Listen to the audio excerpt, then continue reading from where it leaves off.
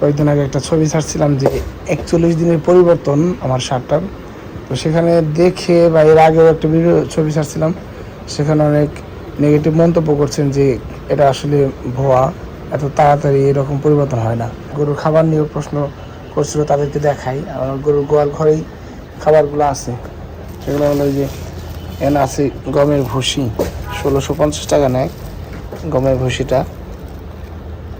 ধানের কুড়াটা শেষ, 17.5 টাকা কেজি পড়ে, 700 টাকা মন, মানে 40 কেজি 700 টাকা ধানের কুড়া। আমরা ধানের কুড়া দিয়ে হচ্ছে 2 কেজি দিনে, সকালে 1 কেজি বিকেলে 1 কেজি। আর এই গমের ভুসি দিই সকালে 1/2 কেজি বিকেলে 1/2 কেজি। আর দেই হচ্ছে গিয়ে ভুট্টা ভাঙা, এটা দিই সকালে 1/2 কেজি বিকেলে 1/2 কেজি। ভুট্টা আমি নিজে কিনে নিজেই মিল থেকে ভাঙে আনছি, এটা সকালে 1/2 কেজি দিই আর বিকেলে 1/2 কেজি দিই। এই ভুট্টা ভাঙাটা একেবারে পাউডার না, ম্যাশ না, এটা হচ্ছে কিছুটা সুজির মতো। দেখেন এটা কিছুটা আনাম আছে, তা হাতে বিনবে, মানে সুজির দানার মতো বিনবে। এখানে আছে খাবার সোডা, এটা হচ্ছে খাবার সোডা, যেটা কিনা খাবার হজমের সাহায্য করে গরুরে। এছাড়া আছে হচ্ছে এখানে হচ্ছে চিটাগুড় বা নালি, আর একটা ছিল সরিষার খোলটা শেষ, দেখা পারতেছি না। আর এখানে আছে লবণ আমরা পরিমাণ মতো দিই, সরিষার খোলটা শেষ।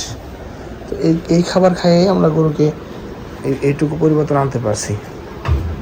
এত পরিমাণ মশা মাছি, যে মশা মাছি তাড়ানোর জন্য আমরা ঘরোয়া একটা পদ্ধতি অবলম্বন করছি, সেটা হচ্ছে এই যে মশাল। এই যে মধ্যে আমি কী দিয়েছি দেখি, এগুলো হচ্ছে ঘাস।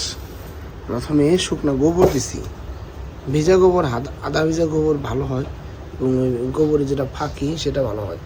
সেই ফাঁকিগুলো নিচে দিয়ে এবং আদা ভেজা গোবর বা ঘষি দিয়ে নিচে আগুন ধরে একটু কষ্ট হয়, তারপর আগুন ধরায় এরপরে এই যে ভেজা ঘাস সেগুলো উপরে দিয়ে দিলে 1.5 থেকে 2 ঘন্টার মতো মশার কয়েলের মতো জলে ধোয়া বেরোয়, অনেক সুন্দর ধোয়া বেরোয়।